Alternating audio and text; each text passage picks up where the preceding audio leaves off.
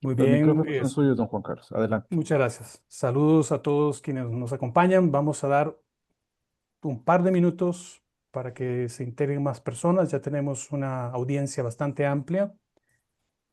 Solo un par de minutos e iniciamos.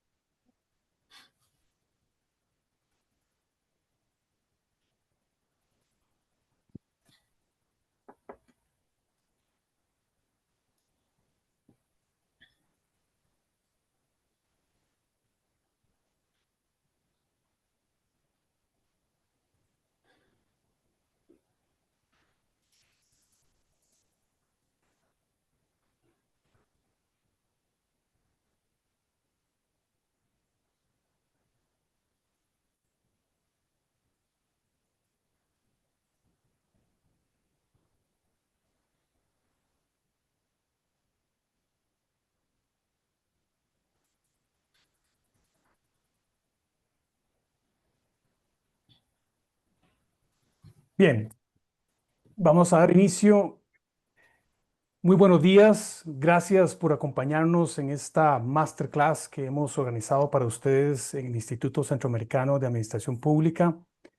Saludo a autoridades, profesionales del sector energía, académicos, estudiantes, a todos quienes participan directamente en esta sesión, al igual a quienes desde toda la región centroamericana y más allá nos acompañan. Les recuerdo que esta sesión está siendo grabada y que estará disponible para todo el público en nuestro canal de YouTube y otros medios sociales institucionales. Quisiera para comenzar, subrayar por qué el tema de hoy es estratégico para Centroamérica y América Latina en general.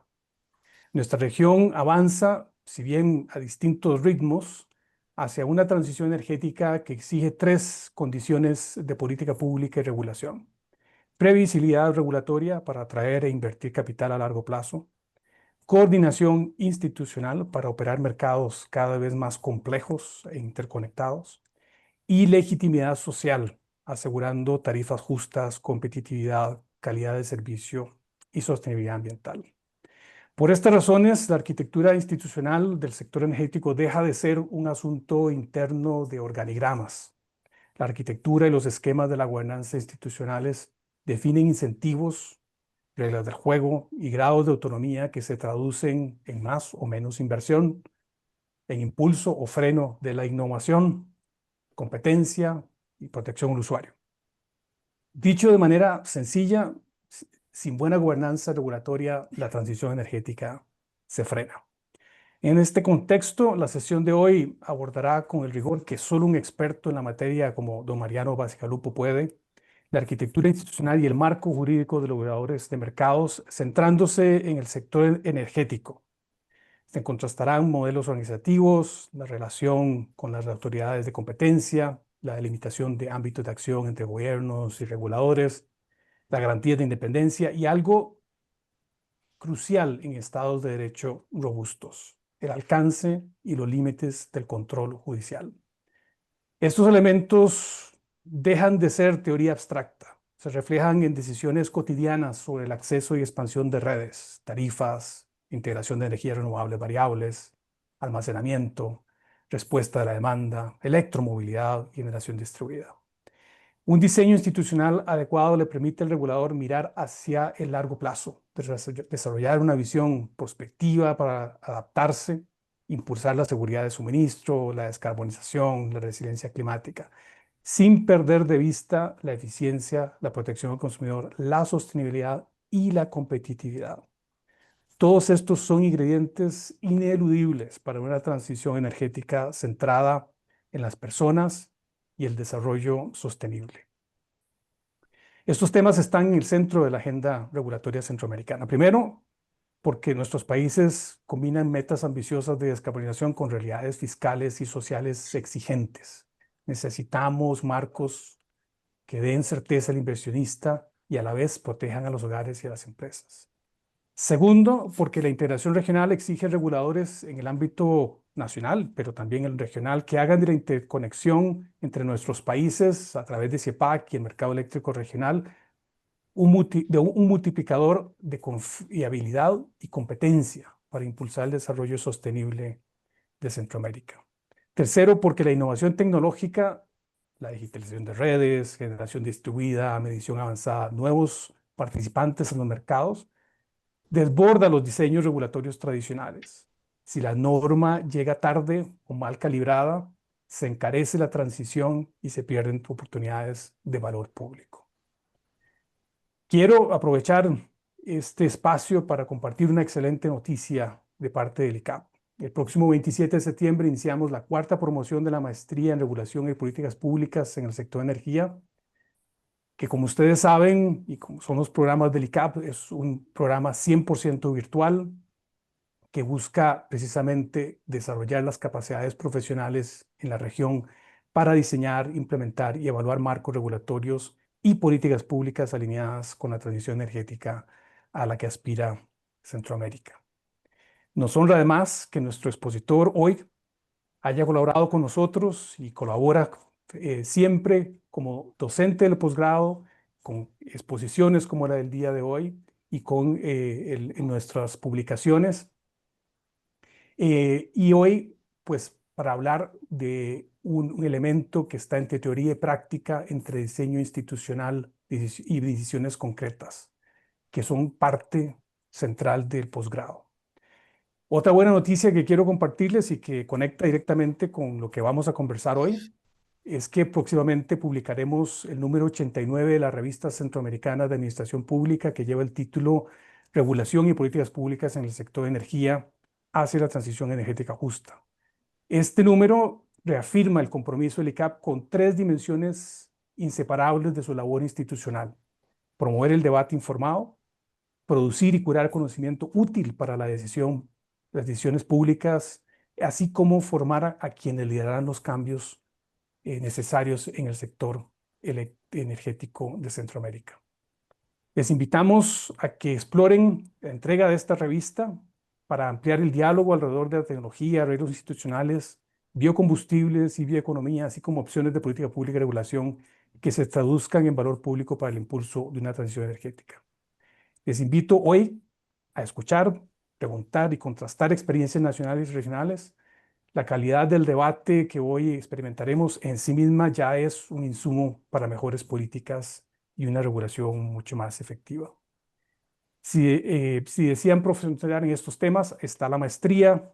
Recuerden que inicia el 27 de septiembre y los esperamos para que se unan a nosotros. Quiero aprovechar para disculpar al director general del ICAP, el señor Edgar Balcells, que no nos pudo acompañar y que les envía sus mejores deseos.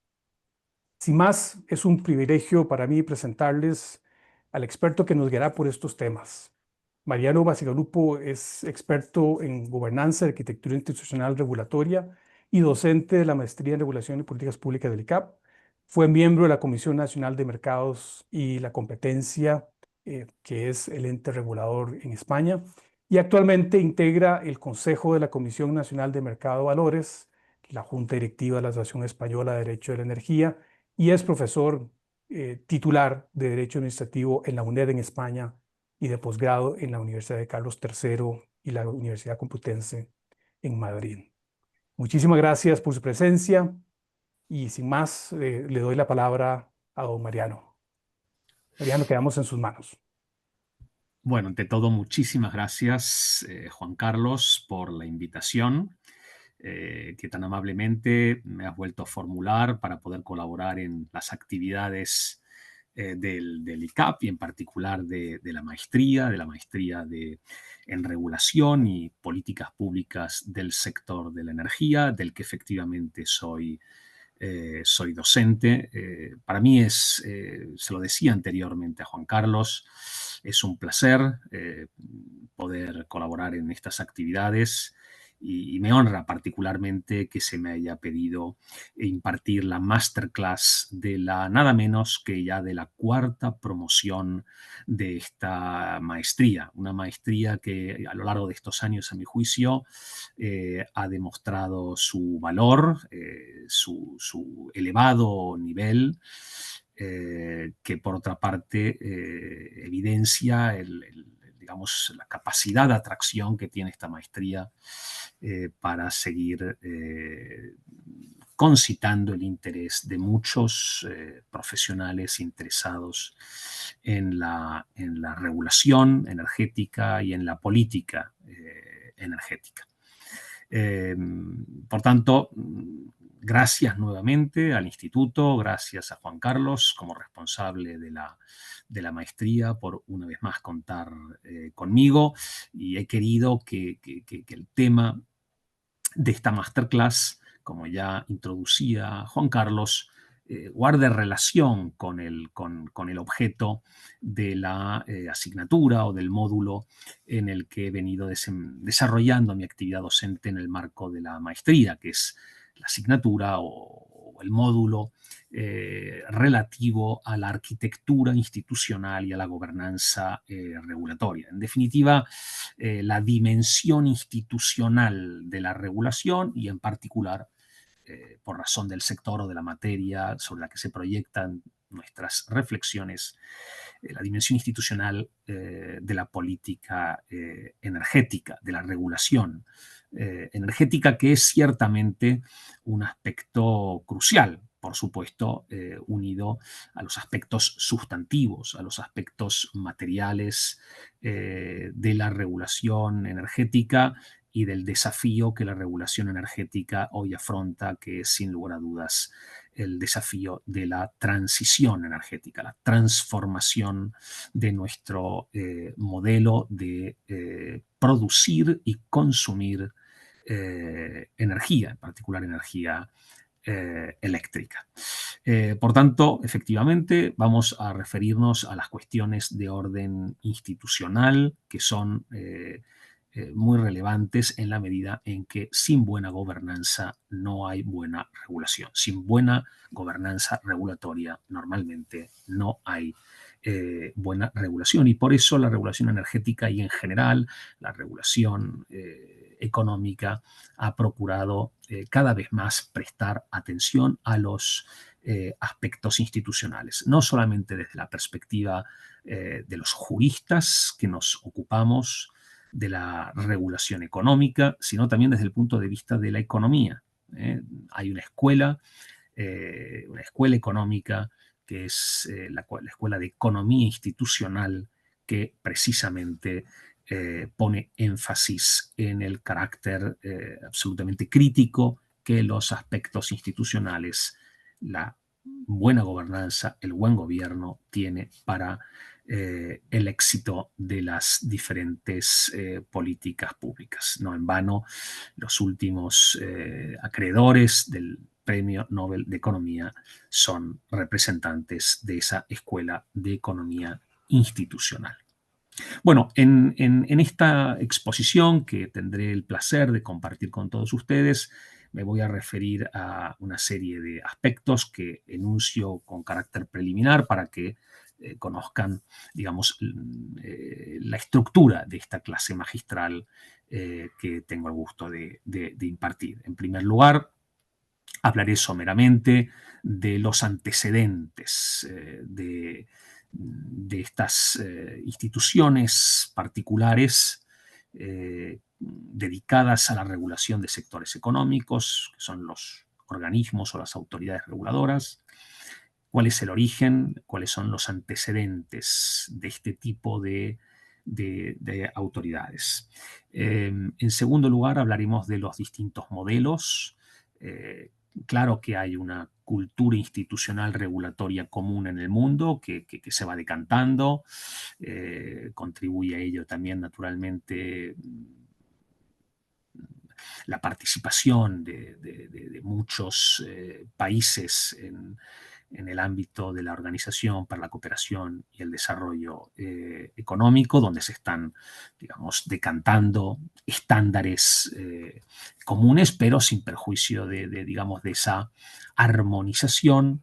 En el plano internacional es evidente que subsisten peculiaridades, y está bien que así sea, es decir, que cada país tenga su grupo de países, puedan tener, digamos, sus peculiaridades, y por tanto hay distintos modelos que se pueden distinguir, y conoceremos esos modelos de organismos reguladores en función fundamentalmente de si circunscriben su ámbito de actuación a un determinado sector, si lo extienden, por el contrario, a más de un sector, dependiendo también de cuál sea el tipo de relación con las autoridades de defensa de la competencia, en la medida en que, digamos, son territorios fronterizos, la regulación económica preventiva para hacer posible la competencia en sectores de actividad económica que provienen históricamente del monopolio y naturalmente la defensa de la competencia son, como digo, territorios fronterizos, por tanto las autoridades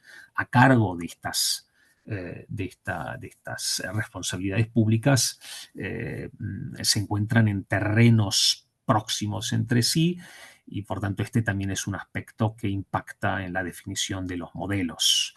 En tercer lugar, hablaremos de la gobernanza interna de estas autoridades, cuáles son los aspectos clave a los que tenemos que atender. Hablaremos naturalmente de la independencia, por qué se exige a estas autoridades que sean independientes, de quiénes deben ser independientes, cómo se garantiza esa independencia, cuál es su alcance, cuáles son sus límites, cómo se concilia la independencia de una autoridad reguladora con la facultad que constitucionalmente tienen atribuidos los gobiernos de dirigir la política del Estado y por tanto también la política energética, cómo se hace esa delimitación de tareas, de competencias, cómo se reconduce la unidad, la dirección de la política energética por un gobierno democrático legítimo y por una autoridad reguladora independiente. Y finalmente, en tanto que las autoridades reguladoras son autoridades públicas, autoridades administrativas, que ostentan y ejercen potestades públicas, que inciden en la esfera de derechos e intereses de los particulares, es lógico que esas autoridades deben someter también su actuación a un control jurisdiccional independiente y que veremos también cuáles son pueden ser las particularidades de ese control judicial de la actividad regulatoria.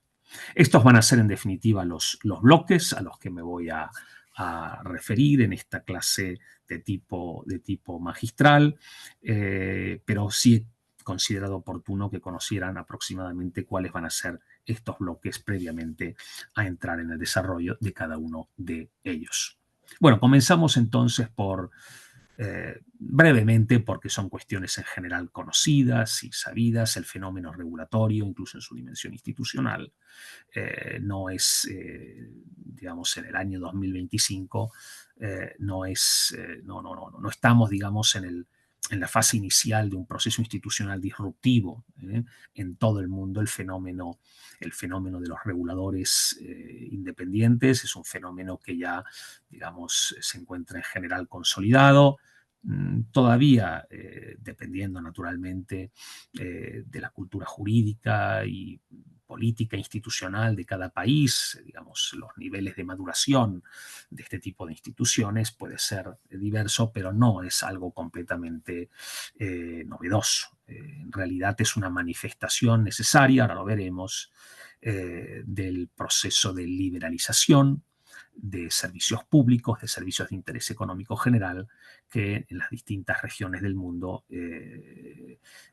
empezó en los años 80, 90 o más recientemente en algunos países que han, digamos, hasta tiempos más recientes conservado una cultura, una tradición de monopolio público, de reserva al sector público de la prestación de determinados servicios, pero, como digo, en general no es un fenómeno del todo novedoso, es decir, sin ir más lejos, por referirnos a la región iberoamericana, no en vano, como decía, hace no tanto, no sé si, en fin, un par de años, quizá incluso alguno más, la Asociación Iberoamericana de Entidades Reguladoras de la Energía ha cumplido su 20 aniversario. Es decir, que estamos ante un fenómeno en buena medida consolidado, aunque, repito, los grados de desarrollo, los grados de maduración de estas instituciones en cuanto a sus potencialidades, en cuanto a sus competencias, en cuanto a la garantía efectiva de su independencia, es cierto que puede diferir de un país a otro.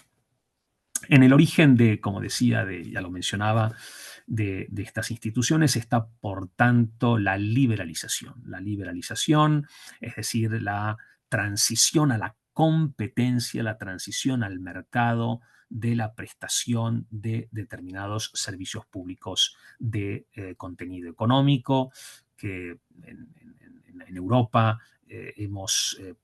precisamente un poco para distinguirlos del matiz del servicio público tradicional, que, digamos, conceptualmente parecía implicar la reserva al Estado de una determinada actividad prestacional, denominamos ahora de manera más genérica como servicios de interés económico general. Servicios de interés económico general que se prestan en régimen de competencia, aunque naturalmente el interés general sigue estando presente en la prestación de esos servicios y, por tanto, la intervención pública sigue siendo necesaria. Lo que ocurre es que la intervención pública pasa de ser una intervención, digamos, de prestación directa a una intervención regulatoria. El Estado, digamos, promueve la prestación de estos servicios en régimen de competencia, por entender que es un régimen de prestación más eficiente, pero no se desentiende del interés general y, por tanto, digamos, sustituye una intervención, insisto, consistente en la prestación directa del servicio por sí mismo o a través, digamos, de particulares interpuestos, de concesionarios, pero que no afectan al carácter, digamos, monopolista y reservado del sector público de la actividad.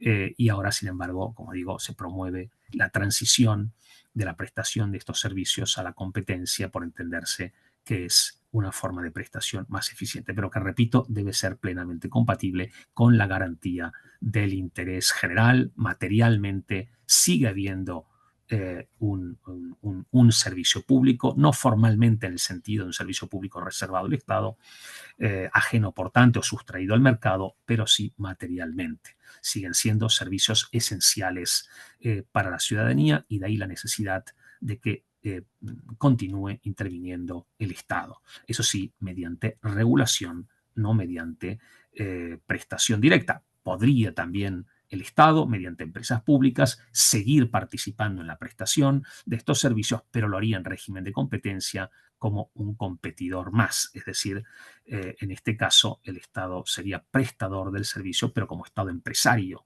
en el mercado, en competencia con terceros prestadores.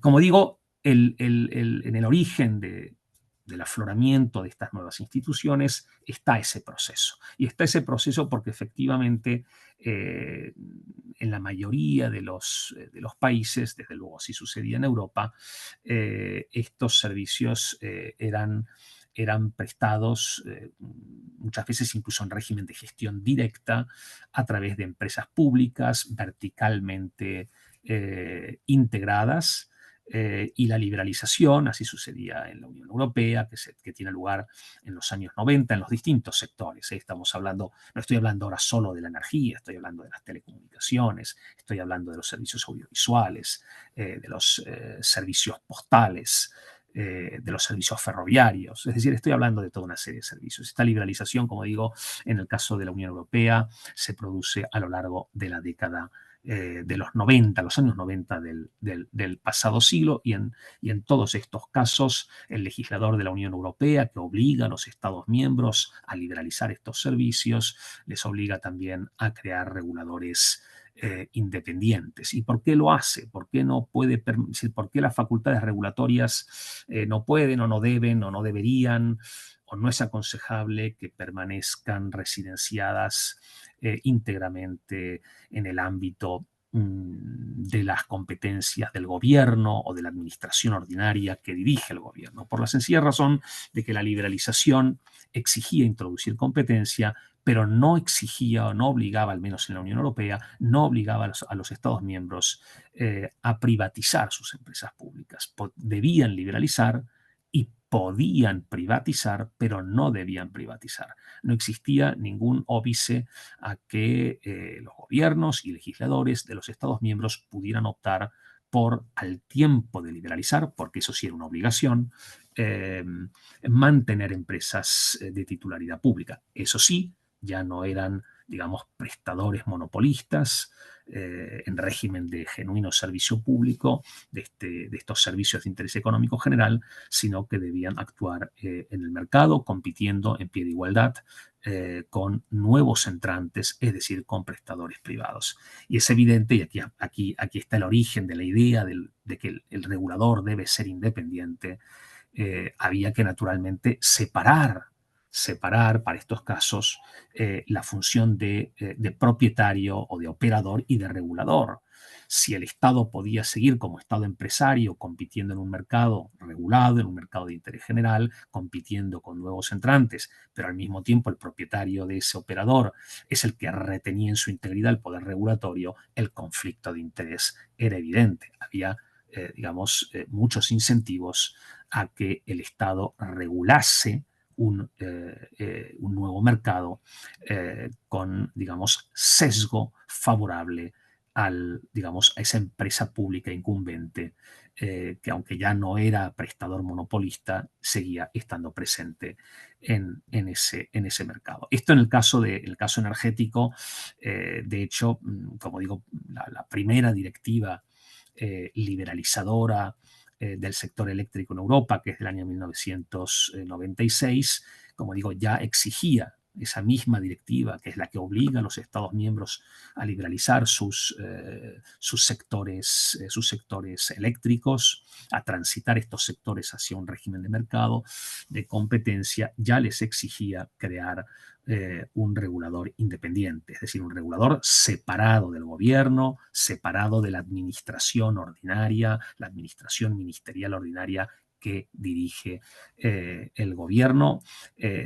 La previsión inicial era muy tímida, no había en la directiva previsiones muy concretas, muy precisas sobre cómo debían configurarse estos reguladores, cómo se garantizaba la independencia, cuáles debían ser exactamente sus competencias, pero sí le reservaba expresamente una competencia que era precisamente la de resolver los conflictos de acceso a las redes. Las redes, normalmente, como saben, las redes aún hoy, no puede ser de otro modo por razones de eficiencia económica y también de impacto ambiental, las redes eléctricas constituyen un monopolio natural, no son redes replicables como sucede en otros sectores. Las redes de telecomunicaciones no son únicas, ahí cada operador podría en hipótesis tener su propia red, pero eso no sucede así en el sector energético. Las redes son un monopolio natural, pueden ser de propiedad privada o de propiedad pública, pero los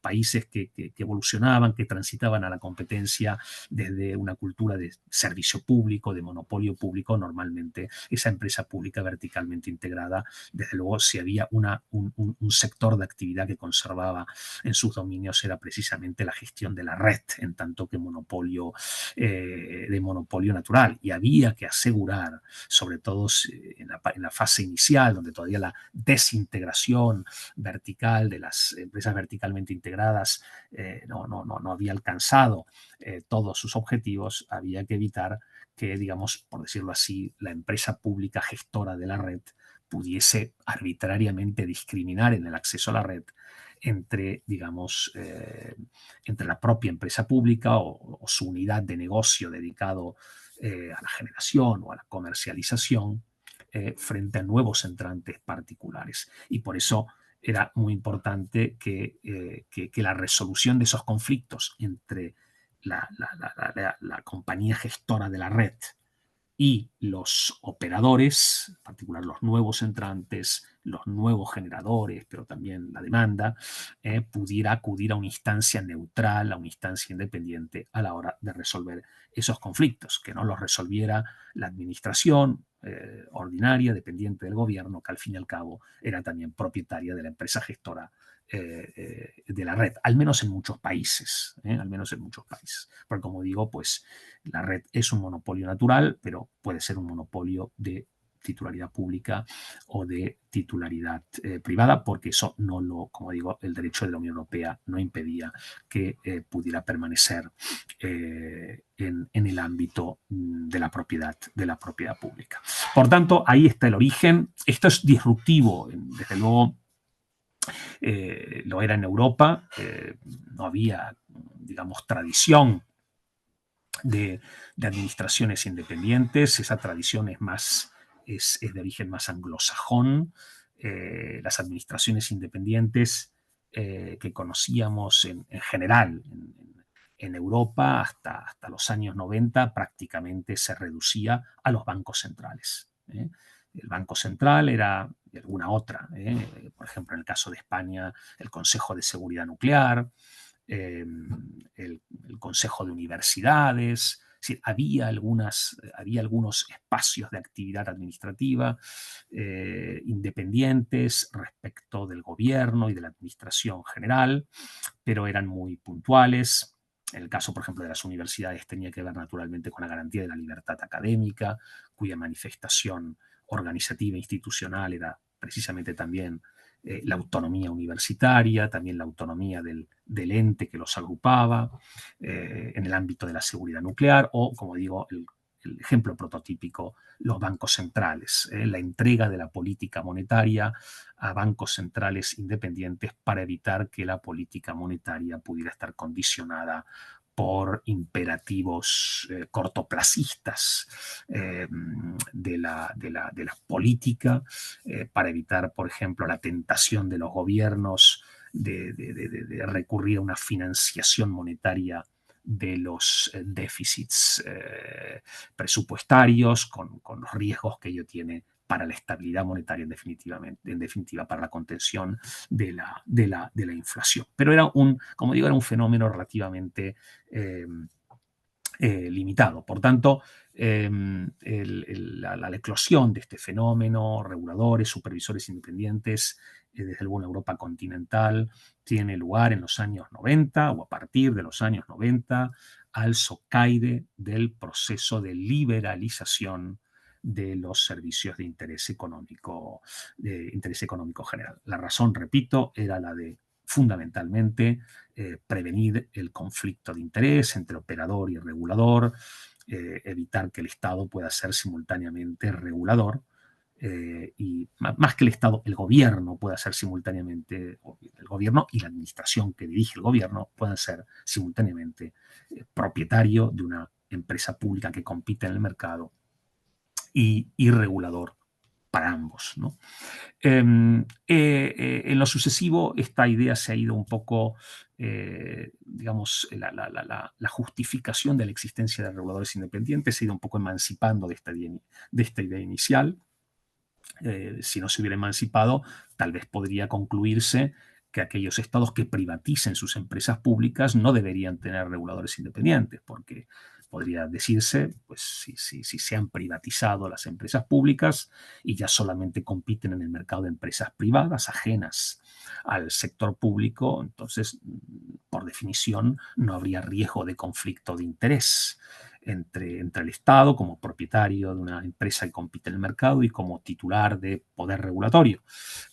Pero, sin embargo, el legislador de la Unión Europea ha mantenido, incluso reforzado significativamente a lo largo de los últimos 20 años la exigencia de que los reguladores sean independientes. Y ya con independencia de la idea primigenia de que había que evitar el conflicto de interés entre la propiedad de una empresa pública que compite en el mercado y el ejercicio de poderes regulatorios, de la potestad regulatoria. La razón es en realidad equivalente a la que comentábamos que justificaba la existencia desde la Segunda Posguerra Mundial de bancos centrales independientes. Se entiende que la política de supervisión y regulación de servicios de interés económico general amerita autoridades reguladoras que estén, digamos, sustraídas a la dependencia directa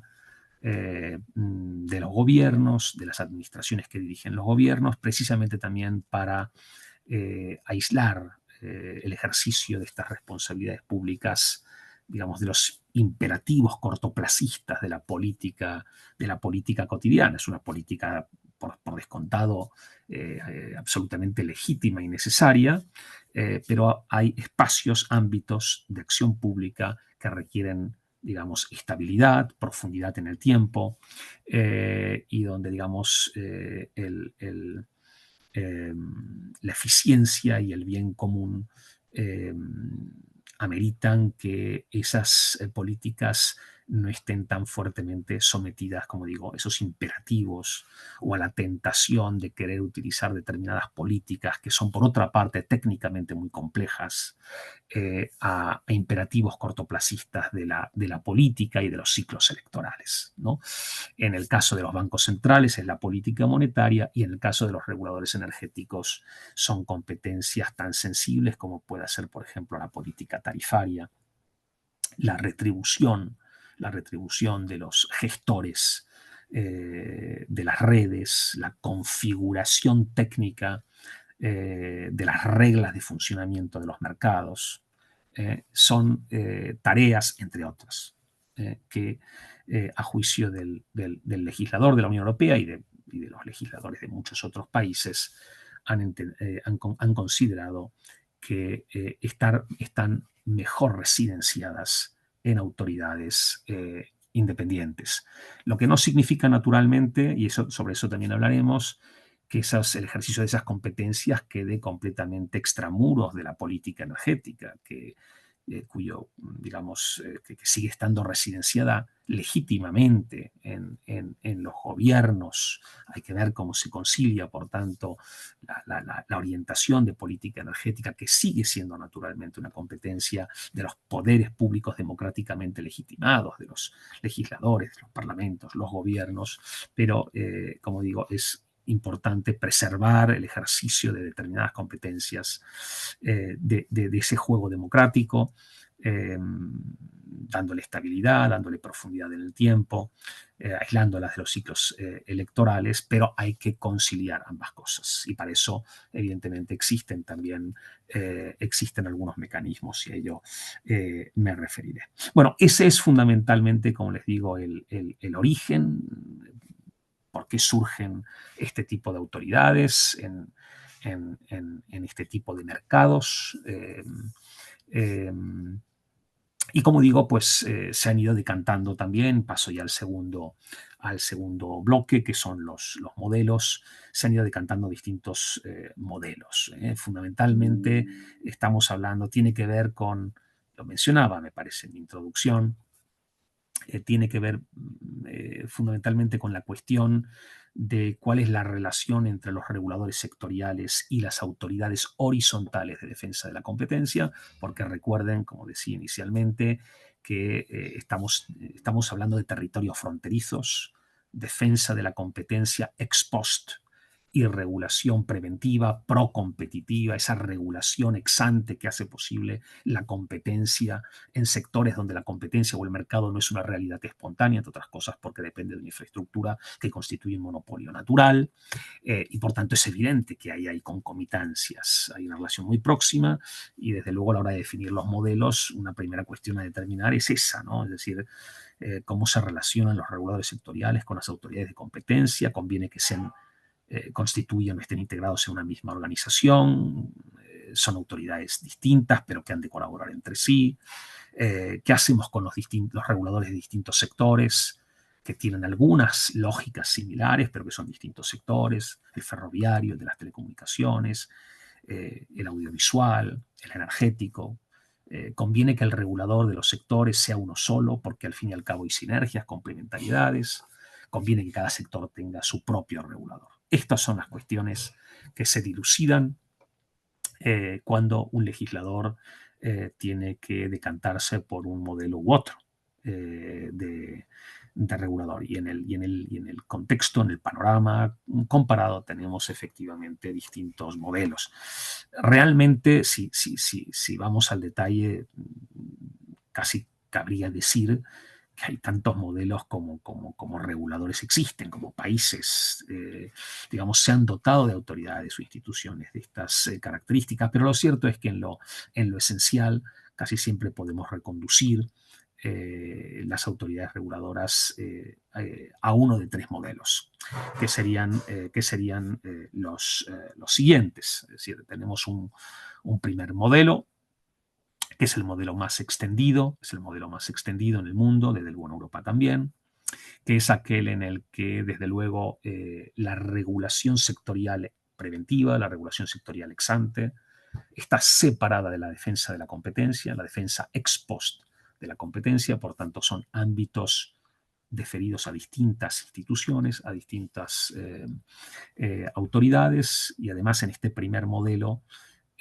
los reguladores suelen ser de carácter sectorial, es decir, existe una pluralidad de reguladores porque cada sector o digamos una agrupación de sectores tiene su propio regulador, no es un único regulador para todos los sectores de estas características, para los mercados regulados, para los mercados de interés general, para todo tipo de servicios de interés económico general. Como digo, este es el modelo mayoritario. De un lado tenemos la Autoridad de Defensa de la Competencia, de otro lado tenemos reguladores, y además en plural, reguladores sectoriales. Por supuesto, colaboran entre sí. Hay algunos matices en este primer modelo porque hay algunos países, los menos, en los que el regulador sectorial es también autoridad de defensa de la competencia para su respectivo sector. De tal modo que la autoridad horizontal de defensa de la competencia es autoridad de competencia solo para aquellos sectores que no tienen un regulador sectorial, es decir, normalmente sectores de actividad económica de carácter convencional, que no están vinculados a una infraestructura de red, que no son industrias de red, que no son servicios de interés económico general. Pero esto es, como digo, esto es un fenómeno minoritario. En la amplia mayoría de los países que acogen este primer modelo, que es el mayoritario, la Autoridad Horizontal de Defensa de la Competencia también es autoridad de defensa de la competencia en los sectores regulados.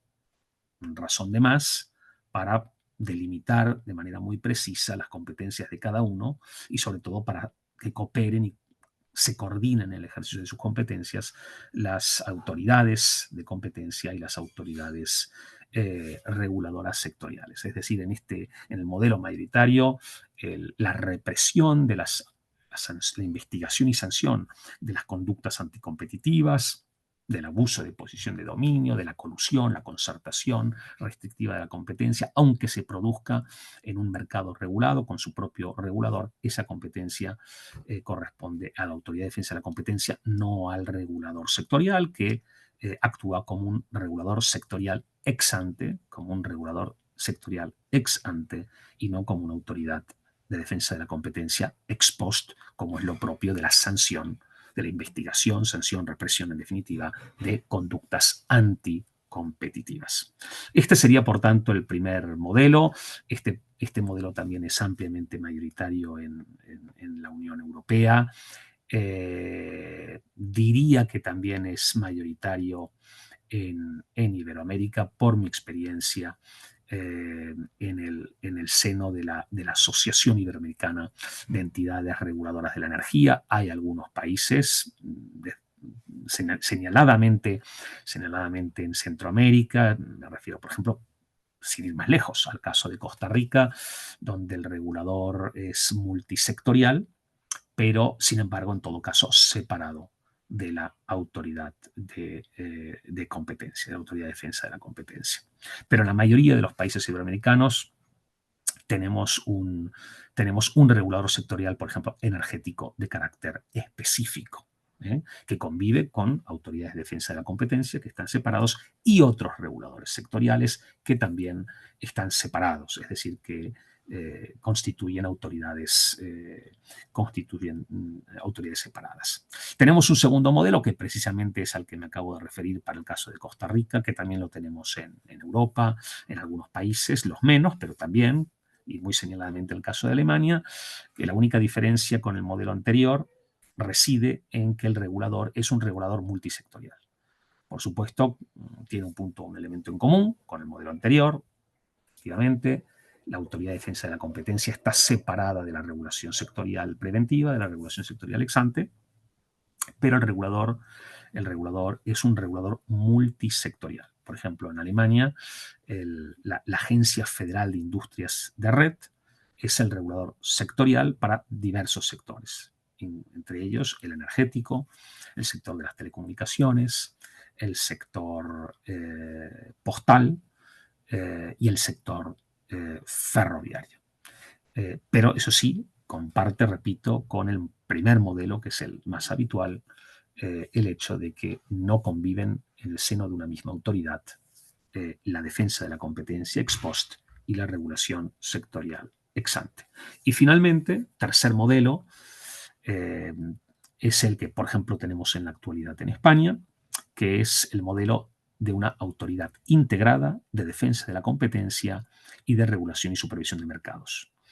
Es decir, aquí la nota singularizadora reside precisamente en que la Autoridad de Defensa de la Competencia y los reguladores sectoriales conviven en el seno de una misma autoridad, están integrados en una única autoridad. La Comisión Nacional de los Mercados y la Competencia, a la que anteriormente se refirió Juan Carlos, en la medida en que yo pertenecía al consejo de esta comisión en el pasado, es regulador sectorial energético, pero es también regulador de las telecomunicaciones, es regulador del sector postal, es regulador ferroviario, es supervisor de las tarifas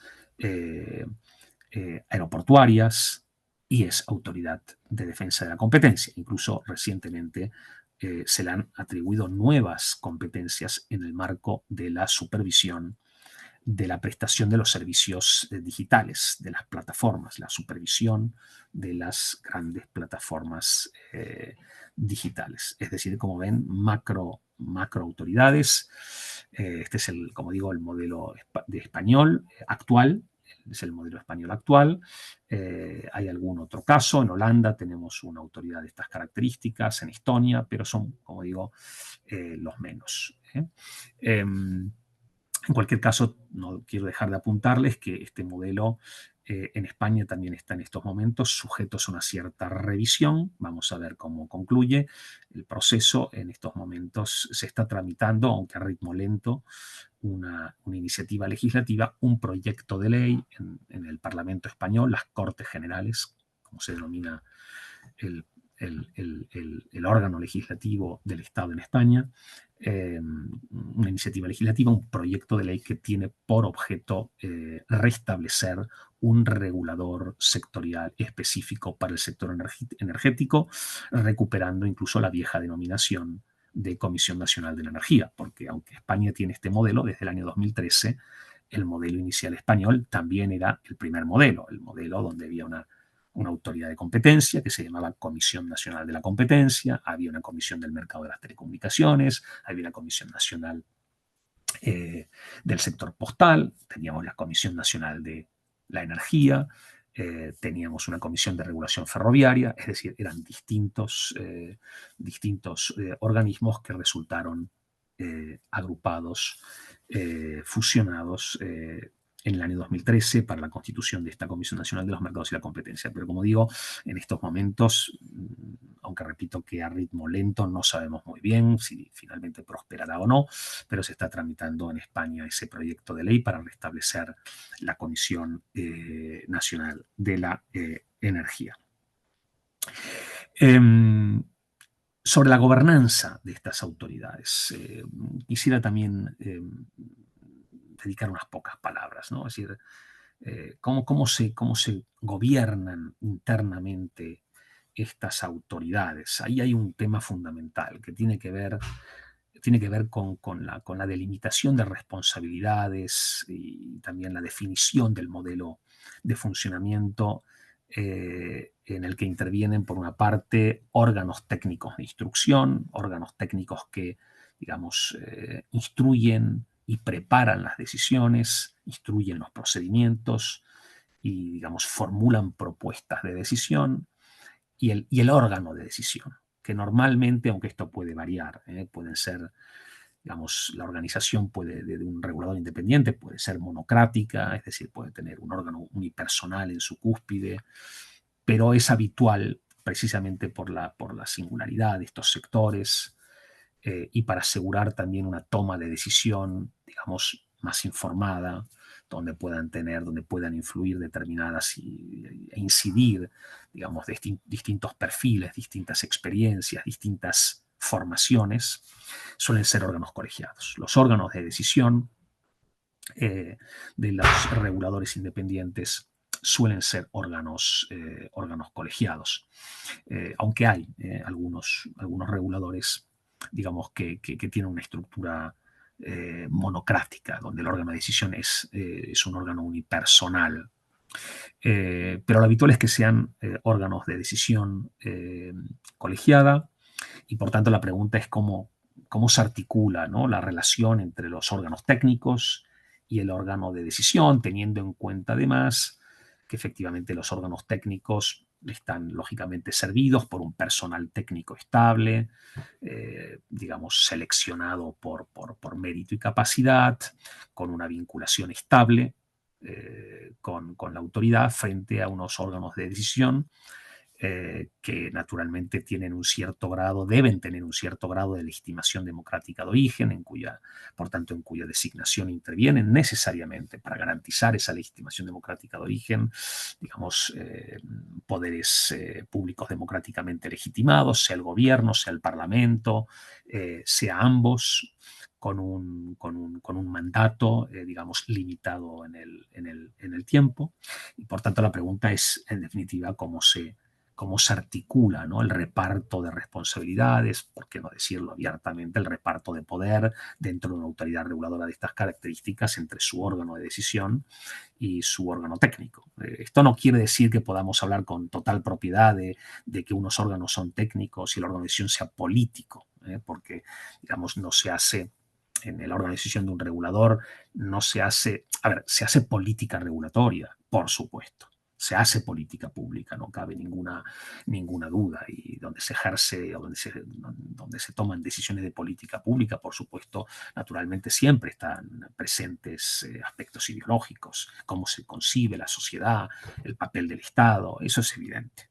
Pero, digamos, en el órgano de decisión de un regulador no se hace política en el sentido partidario del término, ¿no? Esa política es necesaria, pero tiene su sede natural en otras instituciones, en el Parlamento, en los gobiernos. Pero, insisto, naturalmente el órgano de decisión, digamos, está en esa, digamos, zona intermedia, porque lógicamente, digamos, arrastra una legitimación democrática de origen que proviene del hecho de que sus miembros hayan sido, sin perjuicio naturalmente de garantizar la debida cualificación técnica, la idoneidad, pero han sido designados con intervención de poderes políticos y los órganos técnicos. Por ejemplo, una pregunta importante es si los órganos técnicos, durante la fase de instrucción de los procedimientos y de preparación de las propuestas, si son independientes del órgano de decisión, del Consejo. O si por el contrario, por ejemplo, esta independencia, esta separación entre el órgano de decisión y el órgano técnico solo se limita, por ejemplo, en el caso de España, a la instrucción de procedimientos sancionadores, que esa es una obligación legal en general que existe en la administración, ¿no?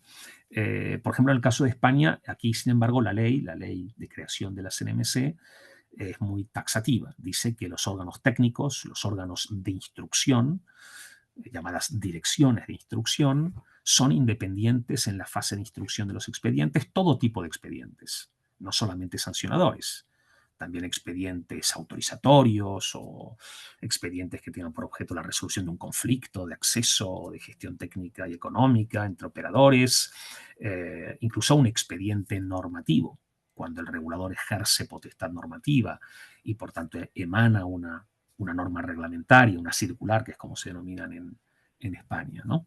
En el caso de las autoridades reguladoras. La pregunta es si en la fase de instrucción y propuesta el órgano técnico es independiente o a la hora de preparar la propuesta ya puede estar sujeto a algún tipo de orientación por parte del órgano de decisión. ¿Por qué digo que esto es importante? Porque si el órgano de propuesta es independiente en la fase de instrucción y propuesta, eso confiere mucho poder, porque todos sabemos, y esto es una cuestión de dinámica humana, el que escribe la propuesta, digamos, ya acota el marco del debate.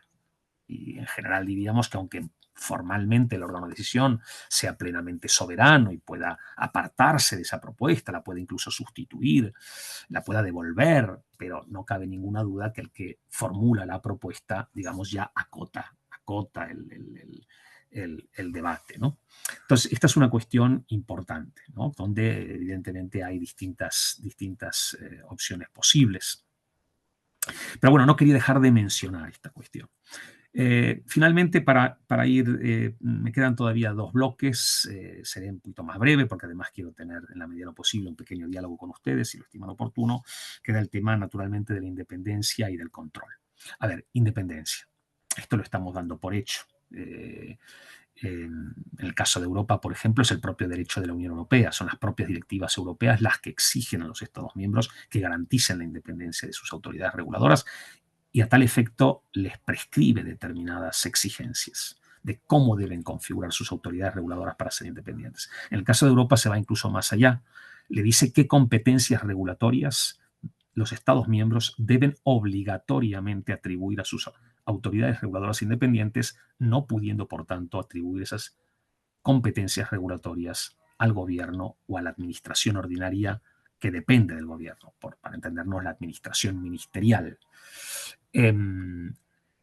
Aunque son 2 cosas distintas. Una cosa es la independencia y otra cosa es el ámbito competencial. Es evidente que si el ámbito competencial es muy pequeño, por formalmente independiente que sea una autoridad, será irrelevante o será insignificante, pero en realidad son 2 cosas distintas, porque se puede ser independiente con independencia de cuáles sean las competencias. Lo que se trata es de que sea independiente para el ejercicio de las competencias que tenga efectivamente atribuida una autoridad reguladora. Pero como digo, el legislador europeo no se limita a exigir independencia, sino que dice además, le prescribe además a los legisladores de los Estados miembros qué competencias necesariamente, con carácter mínimo y obligatorio, debe atribuir a sus reguladores, no pudiendo, por tanto, atribuírselos a los gobiernos o a la administración ministerial. Por supuesto, el legislador nacional es libre de dar más competencias, si cabe, que las que exige la Unión Europea, el legislador de la Unión Europea, pero no puede atribuirles menos competencias. Veamos entonces, muy brevemente, hagamos un repaso, ¿no?, de algunas cuestiones que el legislador comunitario, la legislación de la Unión Europea le exige a los legisladores nacionales en relación con la independencia de sus reguladores energéticos. Me refiero ahora en particular a los reguladores energéticos. Hay exigencias similares para otros ámbitos, para otros reguladores, para reguladores de telecomunicaciones, reguladores postales, reguladores ferroviarios, para el caso de que sean autoridades distintas.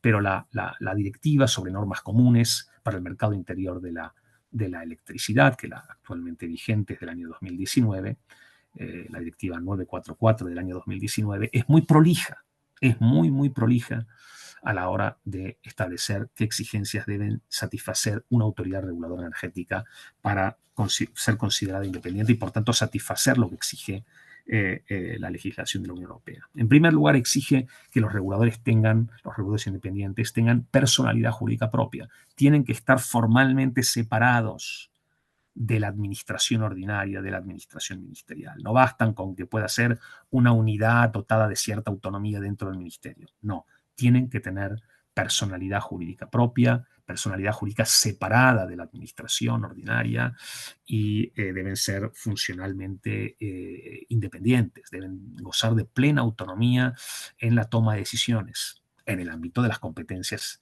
que tengan atribuidas por el legislador, en el bien entendido de que el legislador nacional no es libre a la hora de dosificar qué competencias le atribuye o no. Hay una serie larga de competencias que los legisladores nacionales deben obligatoriamente atribuir a la autoridad reguladora. Los reguladores tienen prohibido solicitar o aceptar instrucciones de ninguna otra autoridad a la hora de tomar sus decisiones.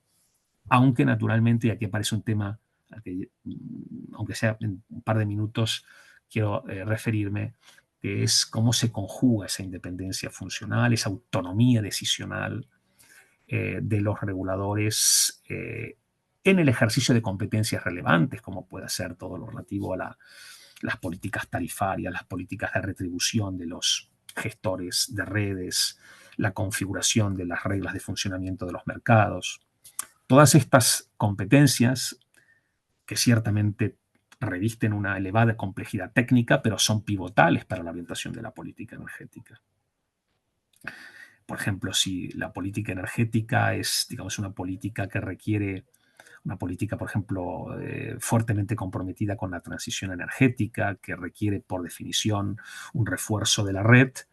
Imaginemos, esto es simplemente por poner un ejemplo, si el regulador, digamos, realizara una política de retribución, estableciera retribuciones, digamos, muy precarias, muy limitadas, impidiera, digamos, un determinado desarrollo de la red, podría comprometer un determinado tipo de política energética, que sin embargo, digamos, correspondería dirigir y determinar al gobierno, que sigue siendo el órgano constitucional de dirección política, y como órgano constitucional de dirección política dirige naturalmente también la política energética. Por eso tiene que haber una cierta, digamos, comunicación entre el regulador independiente que ejerce con autonomía sus competencias y el gobierno que dirige y orienta la política energética. De hecho, el legislador europeo admite que la plena independencia funcional, la autonomía en la toma de decisiones debe entenderse compatible con la posibilidad de que los gobiernos puedan seguir estableciendo,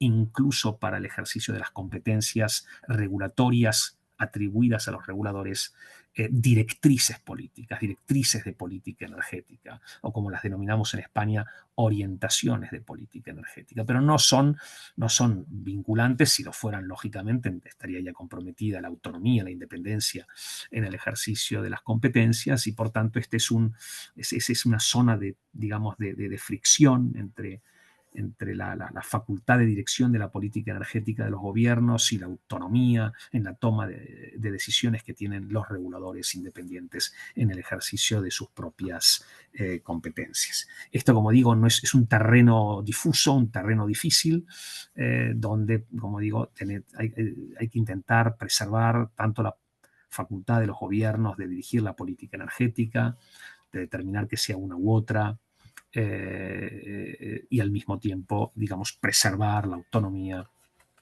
funcional, la independencia funcional de los reguladores en el ejercicio de sus propias competencias regulatorias.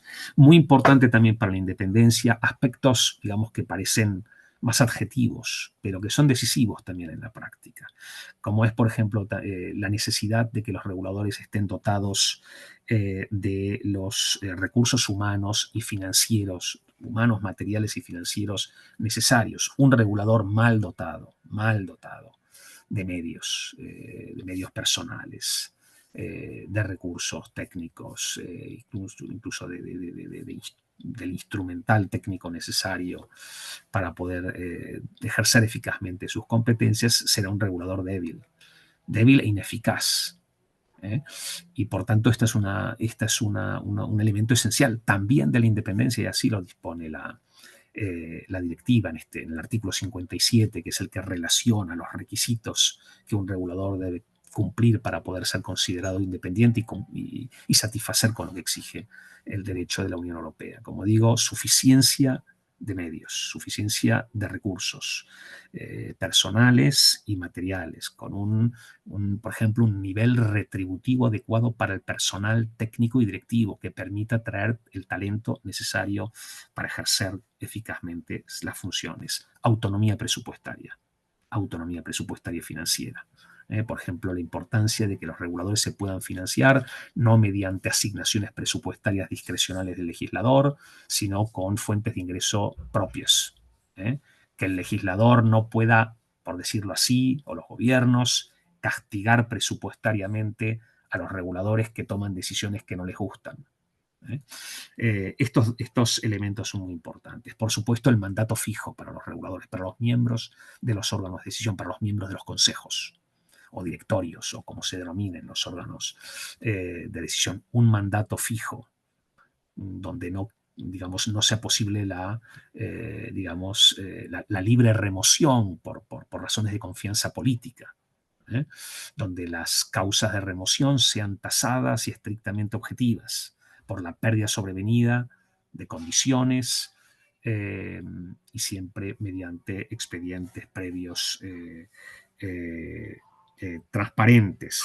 Esto es muy importante, sobre todo la inamovilidad, no hasta el punto de que no pueda haber, de que no se pueda producir una remoción en ningún caso, pero donde, digamos, la finalización prematura del mandato del miembro de un órgano de decisión, de un regulador, sea una decisión de carácter excepcional, de carácter tasada, absolutamente objetiva y, digamos, reservada para casos absolutamente excepcionales y que tengan que ver, insisto, con la pérdida sobrevenida de capacidad para el ejercicio del cargo o, naturalmente, la comisión de alguna infracción grave del régimen jurídico aplicable a los reguladores, una infracción de las normas de incompatibilidad o cualquier otra infracción de los deberes, cualquier otra infracción grave de los deberes del cargo. Como digo, como ven, en el derecho de la Unión Europea, por tanto, es muy exigente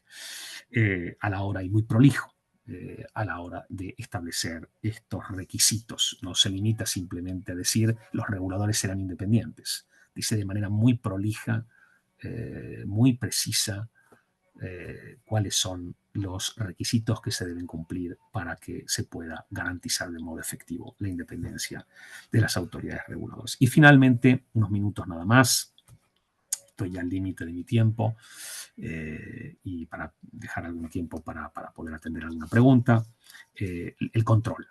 Las autoridades reguladoras no están por encima del bien y del mal, por mucho que estén servidas o deseablemente, idealmente servidas por profesionales altamente cualificados, pero al fin y al cabo son autoridades administrativas, ejercen poder público, sus decisiones afectan a los derechos e intereses de terceros y por tanto naturalmente debe existir la posibilidad por parte de los destinatarios de sus decisiones de someter esas decisiones a control de legalidad y por tanto en un Estado de Derecho es un imperativo general para toda administración y al fin y al cabo las autoridades reguladoras son también parte del Poder Ejecutivo, están, como digo, separadas del gobierno, de la administración ministerial, pero forman parte del Poder Ejecutivo, son administraciones públicas, independientes sí, pero administraciones públicas y por tanto deben estar sujetas a control jurisdiccional del mismo modo que lo está el gobierno y la administración ordinaria, la administración ministerial que dirige el gobierno. Sin embargo, hay algunas particularidades. El punto de partida es común. Los reguladores dictan actos administrativos, adoptan normas reglamentarias, circulares o como se las denomina en cada lugar, y si los reglamentos de los gobiernos son judicialmente controlables y los actos administrativos son judicialmente controlables, obviamente deben serlo también los correspondientes tipos de decisiones de un regulador independiente. Pero como digo, hay particularidades que hacen que el control judicial de los reguladores revista alguna singularidad. En primer lugar, no podemos desconocer la primera digamos, particularidad tiene que ver, aunque no es exclusiva de los reguladores, también puede existir en el ámbito de la administración ordinaria, y es la complejidad técnica que tienen los sectores sobre los que se proyecta la actividad de los reguladores sectoriales. Son sectores particularmente complejos, tanto desde el punto de vista técnico como desde el punto de vista económico, y eso naturalmente hace que de entrada el control pleno de legalidad de las decisiones, digamos, pueda tropezar con lo que son los límites intrínsecos de todo control jurídico. Y lo digo porque cuando las decisiones públicas se proyectan sobre sectores complejos en términos técnicos y económicos, eso determina automáticamente que el legislador naturalmente no pueda ser muy preciso en la regulación, en la programación de las decisiones regulatorias. Es decir, estamos hablando de sectores de actividad donde el legislador y por tanto las normas que rigen estos sectores no pueden prescindir de atribuir facultades discrecionales a los reguladores, de programar sus decisiones mediante el uso frecuente y abundante de conceptos jurídicos altamente indeterminados, incluso en ocasiones de programar solo por objetivos. Y por tanto, la programación normativa de las decisiones de los reguladores es una programación normalmente de baja densidad. El parámetro de decisión, que es también el parámetro de control del juez, es un parámetro no muy preciso. Y eso significa que automáticamente surgen márgenes de decisión. Los reguladores, y por eso también la configuración que tienen los reguladores. Por eso también que el legislador opte por órganos colegiados, para que haya, digamos, se contrapesen distintas aproximaciones, porque el legislador no puede prescindir, aunque quisiera ser más preciso en la programación de las decisiones regulatorias, no puede prescindir, y además es útil en términos de flexibilidad, adaptabilidad. Es necesario que la legislación confiera a los reguladores márgenes de decisión, márgenes de apreciación. Desde luego, esto es así cuando dicta normas. El ejercicio de la función normativa es, por definición, el ejercicio de una potestad intrínsecamente discrecional, porque se puede, lógicamente, regular de un modo o de otro. Siempre habrá matices en el marco de lo que permita digamos, la programación legal, ¿no? Por tanto, hay márgenes de decisión y el margen de decisión conlleva de suyo pues que el control judicial no sea de máxima intensidad, es un control de intensidad limitada. Es decir, se limita, digamos, a descartar aquellas decisiones que se sitúen fuera del margen, fuera del marco, pero los jueces deben ser deferentes con la administración y desde luego con los reguladores independientes que ejercen, como digo, potestades programadas solo tenuemente por el ordenamiento jurídico. Deben ser deferentes y respetar ese margen de decisión. No lo deben sustituir, máxime teniendo en cuenta que no tienen, carecen de los medios necesarios para poder suplir, digamos, el expertise que se predica intrínsecamente de este tipo de autoridades, ¿no? Bueno, esto era lo que decía la famosa doctrina Chevron del Tribunal de la Corte Suprema norteamericana, ¿no? Que recientemente, el año pasado, sin embargo, revisó la Corte Suprema, ahora de composición mayoritariamente conservadora, aunque eso lo hacía todavía en el año 2024, cuando se disponía a controlar decisiones de agencias norteamericanas dirigidas por un gobierno demócrata, ¿no? En una decisión de junio del año 2024, la Corte Suprema norteamericana, en la sentencia Loper-Bright, da un giro, revoca esa doctrina llamada Chevron, que reconocía amplios márgenes de decisión a las agencias administrativas especializadas e independientes, por entender que el Congreso, al legislar con carácter ambiguo, le está dando ese poder, está delegando ese poder a las agencias. Como digo, la Corte Suprema ahora ha revocado esa doctrina y se decanta por un control más intenso. Por tanto, evidentemente ahí hay siempre un margen de oscilación sobre hasta dónde llega el margen de decisión del regulador y hasta dónde llega la deferencia del juez que controla, ¿no? Pero bueno, en cualquier caso, también es importante tener en cuenta que si el ordenamiento jurídico ha previsto, ha configurado autoridades específicas, independientes, digamos, dotadas de un elevado grado de cualificación técnica, que es la esencia de autoridades reguladoras independientes, la independencia y la pericia, no tiene sentido, naturalmente, insisto, sin perjuicio de que los tribunales sí velen de manera incluso celosa por la observancia de los condicionantes jurídicos, pero no tiene sentido que el juez sustituya también el núcleo técnico de la decisión del regulador, ¿no? Un regulador, como digo, con órganos técnicos altamente cualificados, que en ocasiones, incluso como el caso de España, en fase de instrucción y propuesta son plenamente independientes, y un órgano de decisión de carácter plural, de carácter diverso, con distintas, digamos, con distintas formaciones, distintos perfiles, distintas aproximaciones, que el juez sustituya íntegramente la decisión, incluso de estas decisiones, incluso en su núcleo técnico, no tendría ningún sentido. Por tanto, el control, en resumen, las autoridades reguladoras son autoridades administrativas, están sujetas a control jurisdiccional, contencioso administrativo, como cualquier otra administración, no cabe ninguna duda, pero el control jurisdiccional del núcleo técnico de las decisiones regulatorias es y debe ser, por definición, un control de intensidad limitada. No se trata de una total al control, pero sí un control de intensidad limitada. Bueno, y siendo ya aquí en España las 5:20 casi, allí en Costa Rica serán las 9:20, nos quedan unos minutos y no querría extenderme más, ponerme simplemente a su entera disposición por subir alguna cuestión. Y muchísimas gracias por la atención que me han dispensado, y pido disculpas porque igual me he extendido un poquito en el tiempo. Juan Carlos, te devuelvo la palabra. Muchísimas gracias. Muchas gracias, Mariano.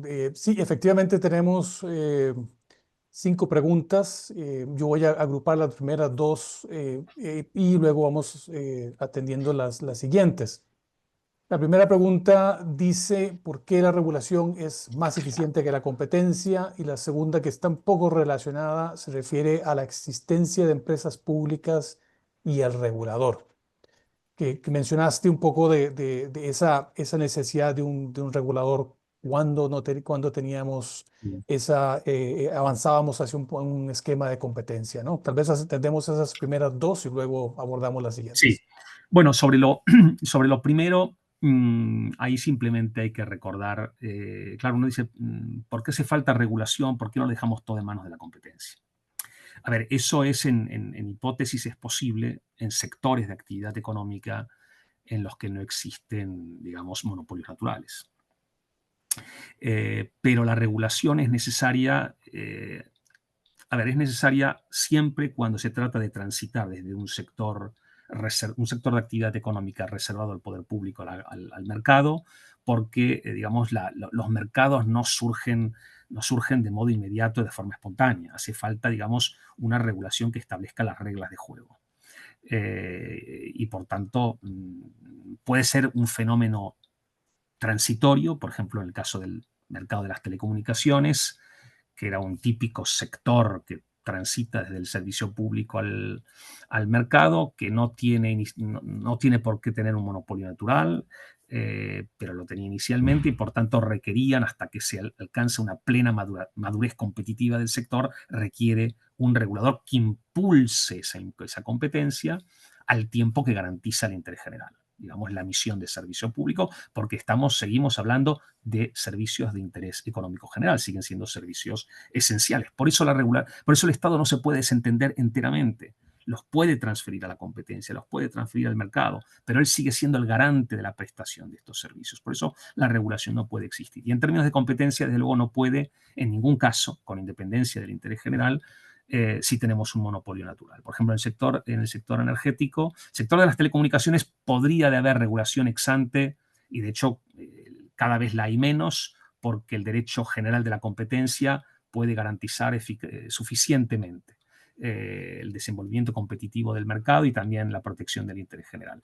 Pero en sectores de actividad donde hay monopolio natural, como el sector energético, donde la red es monopolio natural y donde por tanto no hay mercado, no hay competencia, tiene que haber regulación. Eso es inevitable. En relación con las empresas públicas, bueno, efectivamente, y la relación con los reguladores, esa es la razón inicial por la cual, como les decía, el legislador de la Unión Europea, a mediados de los 90, cuando obliga a liberalizar, exige reguladores independientes. Porque en muchos estados, no en todos, porque las culturas son distintas, evidentemente, pero en muchos países la prestación de estos servicios públicos, que eran servicios públicos reservados al sector público, eran directamente prestados por empresas públicas de carácter monopolista. No había otra. Una empresa verticalmente integrada que lo hacía todo y era la única. Y de titularidad pública, es decir, producía la energía, la transportaba, la distribuía y la suministraba finalmente a los consumidores finales. Claro, si esa empresa pública, al tiempo que se liberaliza el mercado, no se privatiza, por tanto ya no es monopolista, puede seguir compitiendo con terceros, pero es la empresa incumbente, la que tenía todo, y quien regula y regula precisamente para promover el tránsito de la competencia, y el que lo hace es al mismo tiempo el propietario de la empresa, es decir, de uno de los competidores, lógicamente aparece un conflicto que había que prevenir, que había que evitar, y esa es la razón inicial por la cual se exigían reguladores independientes.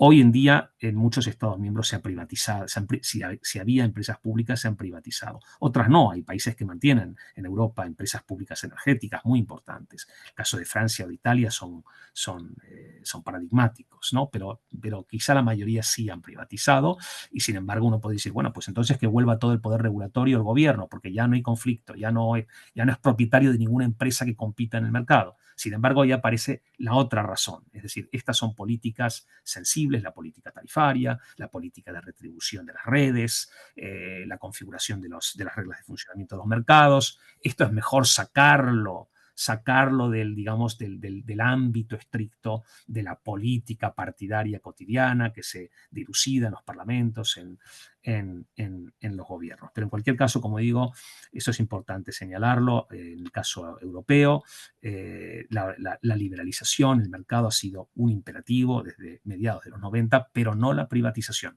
Pueden seguir operando en los mercados, eso sí, compitiendo con terceros en pie de igualdad, con neutralidad competitiva, pero pueden seguir compitiendo empresas públicas. Y repito, hay algunos estados que han conservado empresas públicas incluso muy, muy importantes, como es el caso de EDF en Francia, o con una participación minoritaria, pero de control significativa, el caso de Enel en Italia. Tenemos otra pregunta. Bueno, hay varias preguntas, pero voy a abordar primero las generales, porque hay otras muy específicas. Hay una pregunta que surge frecuentemente y es ¿quién regula al regulador? ¿No? Dice, ¿a quién debería reportarse el Sí. regulador? Y volvemos al tema del control, ¿no? ¿Quién regula al regulador? Bueno, sí, está siempre es quién controla al controlador, ¿no? Esto siempre es quién controla al Tribunal Supremo, al Tribunal Constitucional. Bueno, teóricamente, a ver, los reguladores, claro, la independencia, por definición, implica que no están sujetas a control. Por lo menos control del gobierno, control de la administración ministerial, la administración ordinaria en el ejercicio de sus competencias. Eso no significa que sean, digamos, entes completamente, digamos, sustraídas a todo caso de control. Por ejemplo, los reguladores, la gestión económica, la gestión financiera de los reguladores debe estar sujeta a control, y eso lo admite, por ejemplo, el derecho de la Unión Europea. El control contable por los tribunales de cuentas, eso está plenamente admitido. También la posibilidad de que el Parlamento pueda convocar a los máximos responsables de los reguladores para informar y someterse también a las consideraciones y preguntas de los parlamentarios. Eso sí, claro, el Parlamento tampoco le puede dirigir instrucciones, no es que solamente no lo pueda el gobierno, tampoco el Parlamento, pero sí hay control democrático.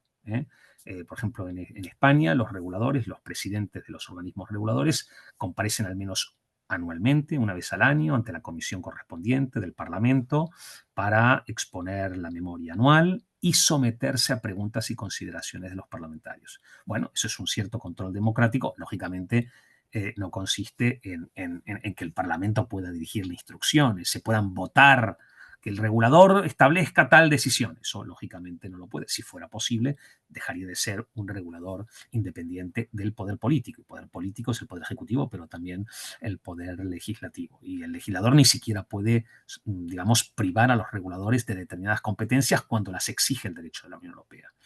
Evidentemente, más allá de las mínimas que exige el derecho de la Unión Europea, podría el legislador nacional darle unas y esas, como son contingentes, las podría revocar en hipótesis, pero las que exige el derecho de la Unión Europea, y menciono nuevamente las que he dicho, por ejemplo, todo lo que tiene que ver con metodología de cálculo de la retribución de actividades reguladas, las actividades de red, la metodología tarifaria, la metodología de los peajes de acceso a las redes, la metodología de acceso y conexión a las redes, las reglas de funcionamiento de los mercados organizados. Todo eso son competencias del regulador que el legislador nacional europeo de un Estado miembro de la Unión Europea no puede quitarle, no puede arrebatarle al regulador porque están blindadas, están garantizadas por el derecho de la Unión Europea. Pero insisto, eso no significa, como digo, repitamos, que estén fuera de todo control. Tienen que ir al Parlamento, se pueden someter a preguntas, a consideraciones de los parlamentarios. Recuerden lo que les dije anteriormente, el gobierno sigue siendo quien dirige la política energética y tienen que habilitarse mecanismos para que las competencias regulatorias de los reguladores, digamos, se ejerzan de manera armónica con la política energética que democráticamente decida cada gobierno. Directrices de política. Y luego, finalmente, en la parte más interna, pero que tiene que ver con la gestión económica, la gestión financiera, están sujetas a control contable por el Tribunal de Cuentas u órganos equivalentes, ¿no?, que puedan tener en Latinoamérica. Yo creo que hay en Iberoamérica y normalmente este organismo se llama las controlarías. Eso, por supuesto, están sujetas a control. Es decir, no están completamente huérfanas de todo control. Y Mariano, te pregunto cómo estamos de tiempo en el caso tuyo. ¿Podemos abordar Yo tengo más todavía, preguntas? yo te dejo plena libertad, Juan Perfecto, Carlos. entonces, Si quieres que extendamos un poquito, yo puedo. fenomenal. Hay otra pregunta interesante, de hecho, se construye a partir de tu experiencia con Ariae, y es sobre la autonomía de decisión y la autonomía financiera. Uh -huh. ¿Cuáles, cuáles son las experiencias en Europa y en Iberoamérica en general? Bueno, empiezo por Iberoamérica, quizá porque entiendo que nuestro público es fundamentalmente iberoamericano. Quiero decir de entrada, ya que tenemos unos minutos, ante todo quiero decir que personalmente para mí la experiencia en el seno de Ariae ha sido una experiencia muy, muy enriquecedora. Lo he disfrutado mucho. Durante algún tiempo tuve el honor de ser vicepresidente de la asociación y tenemos encuentros anuales, digamos, actividades formativas. La verdad ha sido una experiencia extraordinaria, la que a mí personalmente, y puedo decir sin lugar a dudas que todos los miembros de Ariae, todas las personas que hemos pasado por reguladores, integrantes de Ariae y que hemos participado en sus actividades, conservamos un gratísimo recuerdo y hemos aprendido mucho. Bueno, yo diría que en el caso de Iberoamérica, digamos, la madurez institucional de los reguladores energéticos es cada vez mayor. Es cada vez mayor, es decir, yo conocí la etapa inicial de Ariae, donde los estatutos exigían ya, si no recuerdo mal, que se tratara de reguladores independientes, y la verdad es que en los inicios esto era digámoslo con elegancia, era dudoso que más allá del papel, ¿no?, de la letra, esto fuera realmente así. Pero yo sí creo que en general los reguladores iberoamericanos han ido alcanzando, digamos, un grado de madurez institucional relevante. Hombre, todavía no nos engañemos, todavía, digamos, hay algunos elementos que pueden llamar un poco la atención. Teóricamente la independencia, recuerden lo que dije antes, tiene que ver con sustraer el ejercicio de las potestades regulatorias en el sector, digamos, a los ciclos electorales, para darle estabilidad y profundidad en el tiempo a la acción regulatoria, para garantizar la seguridad jurídica, atraer la inversión, para que el inversor, digamos, no se asuste por la legítima alternancia democrática de los gobiernos, etcétera, etcétera. Sin embargo, es verdad que todavía es relativamente frecuente en algunos casos que al socaire de unas elecciones y un cambio de gobierno cambie el regulador, o los responsables de los reguladores, los miembros del órgano de decisión. Esto en puridad, salvo que casualmente coincidiera el ciclo electoral con el fin del mandato de un regulador, esto no debería suceder. Es decir, debería perfectamente poder cambiar el gobierno, eso es legítima alternancia democrática, y sin embargo el regulador continuaría hasta la finalización de su mandato. Sin embargo, todavía es relativamente frecuente que con ocasión de un ciclo electoral, siempre que esté alumbre un cambio de gobierno, un cambio, digamos, de partido en el gobierno, que no se sabe muy bien cómo, pero al final acaben también cambiando los reguladores, bien porque renuncian o se les invita a renunciar. Es decir, todavía no nos engañemos, hay momentos de cierta tensión. En algunos casos, Arias siempre he de decir, ha intentado ponerse del lado digamos, de la integridad institucional cuando ha habido, digamos, impactos muy notorios del ciclo político en el desenvolvimiento de los reguladores. Arias se ha hecho presente, o cuando se toman decisiones. Bueno, ha habido naturalmente en algunos países, de repente, también lo tuvimos en España, pero países que, por ejemplo, de repente, es decir, con ocasión de un cambio de gobierno, cuando hay todavía mandatos en vigor, resulta que reorganizan todos sus reguladores para, en definitiva, provocar una finalización prematura de los mandatos de los reguladores procedentes de la etapa anterior. Bueno, todo esto naturalmente no podemos ocultar, que sigue habiendo algunos supuestos, pero con todo diría que los reguladores iberoamericanos avanzan, mejoran su cultura institucional, mejoran también gradualmente en la garantía efectiva de su independencia, y más allá, digamos, de la fragilidad de la independencia en el nivel de decisión, que, como digo, todavía alguna fragilidad existe en algunos casos.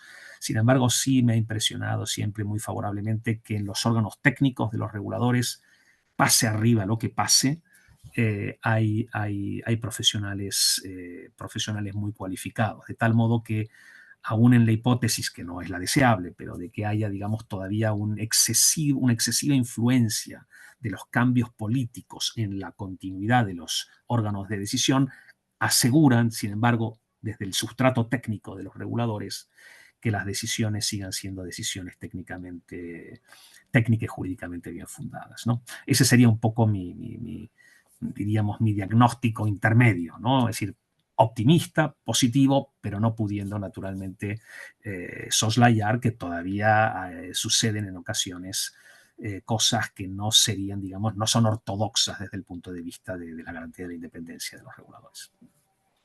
Vamos a atender un par de preguntas más, abusando de tu generosidad.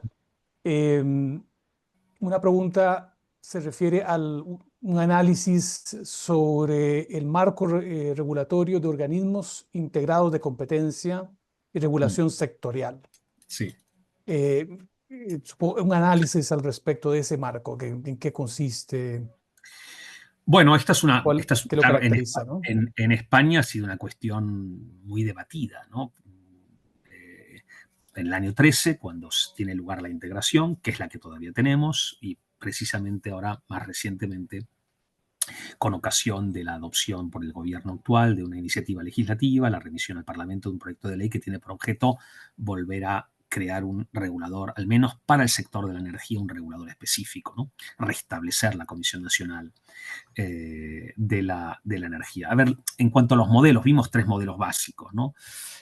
A ver, los modelos, yo diría de entrada, lo primero, esto no es una cuestión, digamos, esto no es una cuestión de fe, ¿no? De decir, uno es de un modelo, todos los modelos organizativos tienen ventajas e inconvenientes. Las razones que se adujeron para la integración es que, como la defensa de la competencia y la regulación ex ante son territorios fronterizos que interactúan entre sí, que se condicionan y complementan entre sí, que es bueno que, digamos, que precisamente para garantizar la unidad, una visión armónica, para evitar que haya duplicidad y contradicción entre el regulador y la autoridad de competencia, se dice, pues es bueno que, digamos, se agrupen en el seno de una misma autoridad, aunque luego, en el caso de España, la CNMC aunque tiene un consejo. Ese consejo después se desdobla en dos llamadas salas, son como dos secciones, una que es de competencia y una que es de regulación, porque al fin y al cabo, por mucho que se quiera, al final del día, como dirían los ingleses o los norteamericanos, al final del día son cosas distintas y el que hace regulación no puede estar haciendo simultáneamente competencia, ¿no? Pero bueno, si son salas de un mismo consejo, conviven en el seno de una misma autoridad, pues se entiende que puede haber más sinergia, más complementariedad, se puede prevenir la duplicidad, se puede prevenir la discrepancia. Y por tanto, bueno, este es sin duda una visión posible. Los organismos integrados, sin embargo, tienen un problema, y es que, claro, el que ve mucho, al final, es decir, luego tiene, digamos, el problema de que le puede faltar el foco. Esto es, esto es, eh, esto es casi, diría, por definición, ocurre con la decisión de ocuparse demasiado de algo muy específico o de cosas muy amplias. Es decir, estos reguladores integrados o estas autoridades integradas de defensa de la competencia y de regulación multisectorial. Fíjense, yo que he estado 6 años en la CNMC, yo veía temas de competencia, de energía, de servicios postales, de telecomunicaciones, de radios, de televisión, de aeropuertos. Claro, ¿yo qué soy? Yo soy un modesto especialista, soy un jurista de la energía.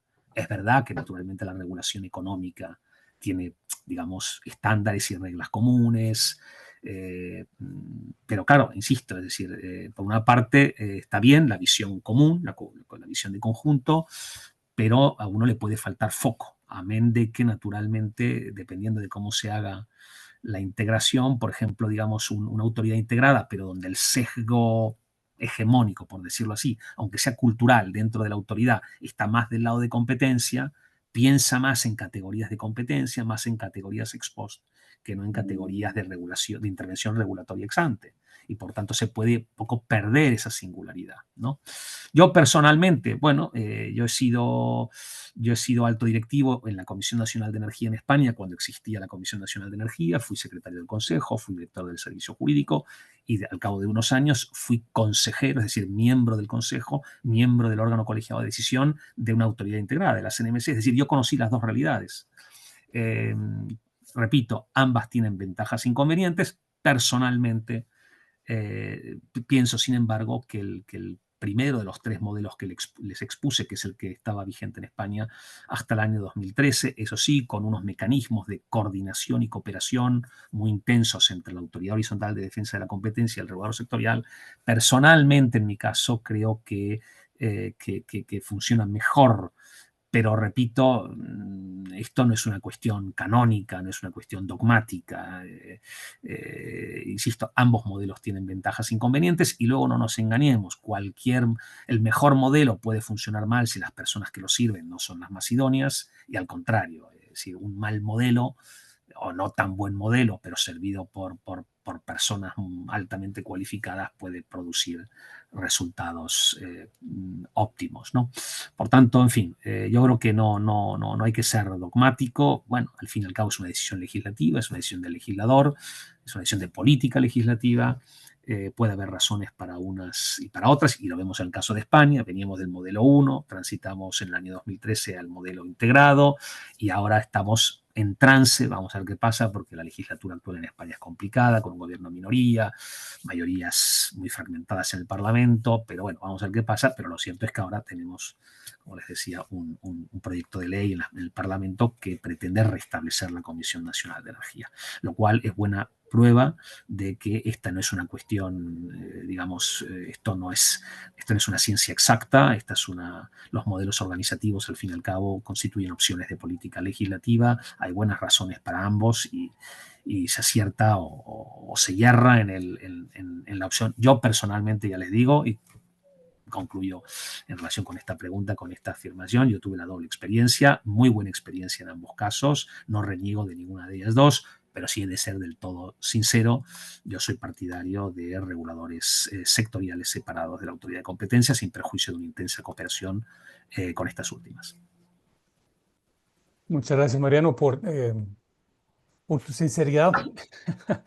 Y vamos a hacer dos preguntas y ya con eso concluimos. Debo disculparme tenemos bastantes preguntas. Hemos tratado de hacer una selección de aquellas que ilustre más los elementos que has compartido. Una de ellas se refiere precisamente a lo último que mencionabas sobre el modelo de regulación en España y por qué ahora se está planteando su modificación. Y la otra pregunta se refiere a la deferencia técnica que debe tener el control judicial sobre el regulador y en qué medida eso erosiona ese control. Bueno, sobre lo primero, bueno, más o menos ya lo he indicado. ¿Por qué ahora se quiere volver atrás en relación con energía? No en relación con lo demás, porque en estos momentos, por ejemplo, no se está planteando restablecer la Comisión del Mercado de las Telecomunicaciones, la Comisión Nacional del Sector Postal, o crear un nuevo supervisor independiente de los servicios digitales. No, todo eso quedaría en la autoridad integrada. Lo único que saldría de momento sería, si prospera esta iniciativa legislativa, sería la Comisión Nacional de la Energía. ¿Cuál es la razón que aduce el gobierno, que es el autor del proyecto de ley? Considera que el sector energético, a ver, lo digo ahora de manera un poco, digamos, lógicamente el discurso es más sofisticado, es más matizado, pero por decirlo en términos llanos, el sector energético es un sector muy complejo, que requiere un foco, digamos, digamos, un expertise muy específico. La transición energética nos sitúa ante desafíos muy trascendentes que no pueden estar, por decirlo, a ver si me permiten decirlo coloquialmente, una función una función regulatoria de estas características tan sensible, tan pivotal, tan esencial, no puede estar, digamos, subsumida, ¿no?, en una autoridad que se ocupa de la publicidad en la televisión, de la protección de los menores en la televisión, de las tarifas aeroportuarias, también, naturalmente, de la represión de conductas anticompetitivas en la industria del zapato. Es decir, viene a decir, estas son palabras mayores. La regulación energética es una regulación muy compleja, afecta a un sector pivotal de la sociedad y de la economía, estamos ante grandes desafíos y, por decirlo así como eslogan, la transición energética requiere un regulador energético independiente. Esta viene a ser más o menos la razón. Se podrá estar de acuerdo o no. En general, yo les diría, a ver, ahí soy un poquito tributario de mi propio sesgo, yo ya les he dicho que soy partidario de ese modelo, pero en general, en el sector energético, digamos fuera de la política, en el sector energético, esto es una demanda, yo diría, que con independencia de otras diferencias que podamos tener en el debate de política energética unos y otros, en el sector energético este es un reclamo unánime. El sector, consumidores, empresas grandes, pequeñas, todos reclaman un regulador energético específico e independiente, incluso políticamente. A ver, los partidos que gobernaban cuando se hizo la integración, lógicamente no aplauden con tanta, no son tan efusivos, porque en cierto modo sería reconocer el error de su decisión, pero no es una decisión muy polémica. De hecho, si en estos momentos está un poco atascada la tramitación en el Parlamento, no es por el objeto de esta propia iniciativa, sino porque la situación política general es difícil, porque el gobierno está en minoría en el Parlamento y tiene otras dificultades para conformar mayorías, y eso acaba permeando y afectando a otros proyectos. Pero este no es un tema en realidad tan polémico, ¿no? Esta pequeña contrarreforma del modelo de la integración. Y luego, esto por lo que respecta a la primera pregunta. Y la segunda, Juan Carlos, recuérdame, la segunda pregunta Sí, se era... refería en qué medida lesiona el Sí, el principio de control. deferencia técnica la efectividad del control Bueno, judicial sobre las a decisiones ver, del regulador. claro, sí, no, eso es una pregunta muy pertinente y es la pregunta, lógicamente, es la pregunta esencial, ¿no?, cuando hablamos del control judicial de los reguladores, ¿no? ¿Hasta dónde llega? A ver, siempre los reguladores, si el punto de partida es indiscutible, los reguladores son autoridades administrativas ejercen potestad pública y por tanto como tal deben estar sometidos al control jurisdiccional. Ese punto de partida no ofrece ninguna duda. La cuestión es la intensidad del control, ¿no? Hasta qué punto hasta dónde puede llegar el juez, puede sustituir la decisión de un regulador. Y esto tiene que ver bueno, siempre que la administración, digamos, toma decisiones complejas desde el punto de vista técnico, económico, siempre está presente el debate, ¿no?, sobre la discrecionalidad, el margen de apreciación, los conceptos indeterminados, la deferencia hacia la administración, cuando el juez no está mejor posicionado para tomar una decisión técnicamente fundada, ¿no? Bueno, este debate, como digo, no tiene respuestas definitivas. Les comentaba este reciente episodio en Norteamérica, que siempre es en Iberoamérica siempre es una referencia, porque Estados Unidos lógicamente ejerce una gran influencia institucional sobre el resto del continente, y por tanto ahí lo tenemos con la revocación de la doctrina Chevron por parte de esta decisión de junio del 24, en la decisión Loper-Bright, ¿no? Porque Chevron lo que venía a decir es, bueno, cuando el legislador, el Congreso, crea agencias independientes, agencias especializadas para sectores complejos, y la ley del Congreso es necesariamente una ley indeterminada, una ley con una baja densidad normativa, el Congreso precisamente opta por crear una agencia especializada para que tome las decisiones técnicamente fundadas que lógicamente el legislador en abstracto no puede tomar. Entonces, claro, si eso es así, no tiene sentido que vengan luego los jueces y sustituyan al regulador como si fuera una especie de segundo regulador. Para eso yo he creado un regulador especializado, con los medios técnicos adecuados, exigiéndoles tanto a su personal como a los miembros de su órgano de decisión que sean expertos. Insisto, claro, en el año 24 se revocó esta doctrina, la doctrina Chevron, se pide un control más intenso, pero esta decisión no la podemos aislar de lo que está pasando y de lo que pasaba entonces en Estados Unidos. En estos momentos hay una mayoría conservadora muy clara en la Corte Suprema, de 6-3, con tres jueces nombrados en su primer mandato por el presidente Trump. Y claro, en julio del 24 todavía, digamos, había una propensión fuerte de la Corte Suprema a querer someter a la administración demócrata a un control más intenso. Si ahora vemos lo que está decidiendo la Corte Suprema, ya, digamos, desde enero para acá, con una nueva administración republicana, ahora parece que de repente el control es mucho más diferente. Incluso se revocan o se anulan decisiones de jueces federales de distrito, de cortes de apelación, cuando anulan o suspenden decisiones de la nueva administración. Pero es decir, no hay una respuesta definitiva para la cuestión. Lo que quiero decir es que, que el control se detenga allí donde entran en juego los límites intrínsecos de un control jurídico, no significa que el control se erosione. Significa simplemente que el control de los jueces, que es un control jurídico, no un control de oportunidad, un control de legalidad, no un control de oportunidad, por tanto se tiene que detener. El control se detiene donde acaba la legalidad, donde acaba la programación legal o normativa de la decisión regulatoria.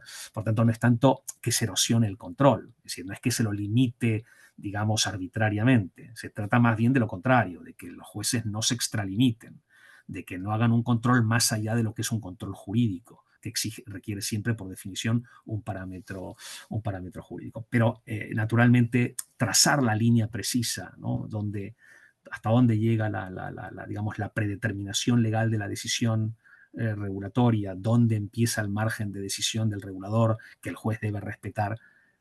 Trazar esa línea, lógicamente, no es ciencia exacta, está sujeta a debate, está sujeta a opinión y naturalmente a un debate jurídico, no lo neguemos, que muchas veces está condicionado también por el contexto político.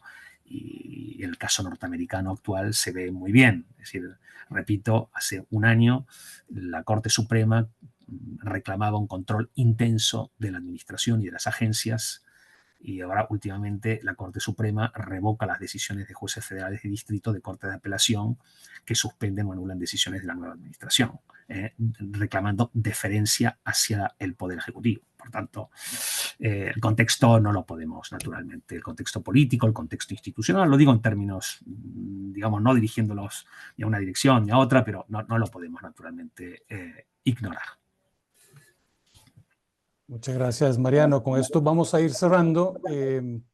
Yo quisiera, en primer lugar, agradecerle a todos por dedicar el tiempo que nos han acompañado. Tengo que decir, nos hemos extendido casi media hora más, y probablemente así lo hace, y hemos tenido la compañía de todos ustedes, así que muchísimas gracias por dedicar ese tiempo. Nuestra aspiración es que este espacio, aparte de un debate técnico, tenga además una utilidad práctica. Y por eso le agradecemos a Mariano por su claridad y profundidad con la cual nos condujo por un tema tan complejo, pero tan decisivo para la transición energética, como es la arquitectura institucional y el estatuto jurídico de los reguladores. Permítanme hacer y atreverme a hacer no solamente una condensación de algunos temas claves, sino también de algunas reflexiones personales sobre la sesión de hoy. En primer lugar, hablamos de independencia con rendición de cuentas. El regulador es una institución del Estado, no de coyuntura. Y por eso hablamos de que requiere blindajes frente a presiones de corto plazo, presiones de grupos de interés, pero también, y conversábamos de hecho recientemente, requiere de esa transparencia, esa participación y la evaluación de su desempeño para sostener su legitimidad. Y hablamos de la necesidad de que el presupuesto sea independiente y evitar la remoción de los reguladores. El otro elemento que me pareció importante es que la regulación no sucede en el vacío. Se requiere una coherencia regulatoria con política pública, que aquí la maestría en regulación de políticas públicas y regulación en el sector de energía eh, trae esos dos elementos que tienen que trabajar en armonía precisamente para avanzar hacia la transición energética y sobre todo una regulación y las políticas públicas que estén centradas en las personas.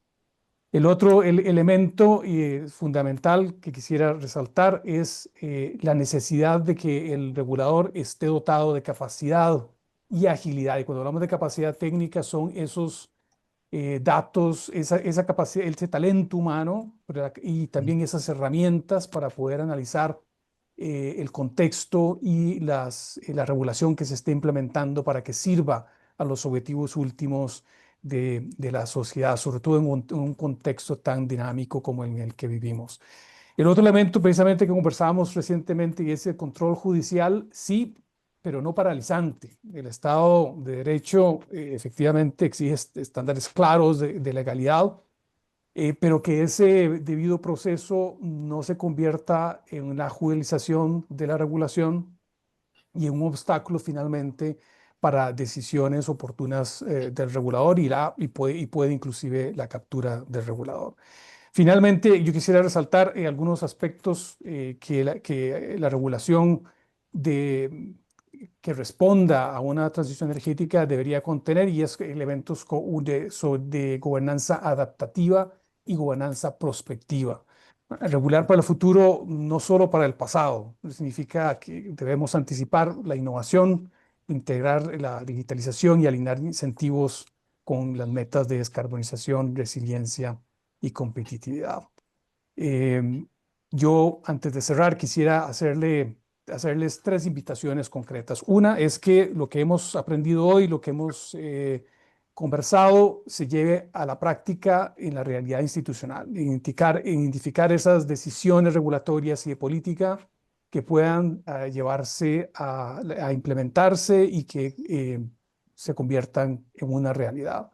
El otro que quería resaltar es que por favor construyamos comunidad. Les hablaba de la publicación de la revista Centroamericana de Administración Pública, la 89, que precisamente está dedicada a la regulación de políticas públicas en el sector de energía, dirigida a la transición energética. Compártanla, abramos el debate, aprovechemos esa revista para construir comunidad. Y finalmente, que nos formemos para liderar. Aprovechemos la maestría, consideren la maestría en regulación y políticas públicas del sector de energía, como una plataforma para consolidar capacidades y acelerar el cambio que Centroamérica necesita. De nuevo, las gracias a Mariano por su generosa contribución en tiempo y generosidad intelectual, y a cada uno de ustedes, cada que nos ha acompañado, no solamente en este tiempo, sino también con sus preguntas y aportes en el nombre del IDICAP. Ha sido realmente un gusto compartir con este espacio. Finalizo con el mensaje y la esperanza de que lo conversado hoy se convierta en mejores reglas, mejores decisiones y mejores resultados para que nuestras personas usuarias y para el desarrollo sostenible de la región. Mariano, muchísimas gracias a todos los que nos Muchísimas acompañan gracias, Juan Carlos, a todos también. Muchísimas gracias. Un y placer. a todos, siempre muy agradecidos y muy honrados con tenerte con nosotros. Gracias a todos los que han acompañado. Les recuerdo que esta clase magistral ha sido grabada y el ICAP la va a compartir a través de sus redes sociales para que esté disponible al público en general. Mil gracias y buenos días y buenas tardes para Mariano. Buenos días, buenas tardes. Muchas gracias. Hasta pronto.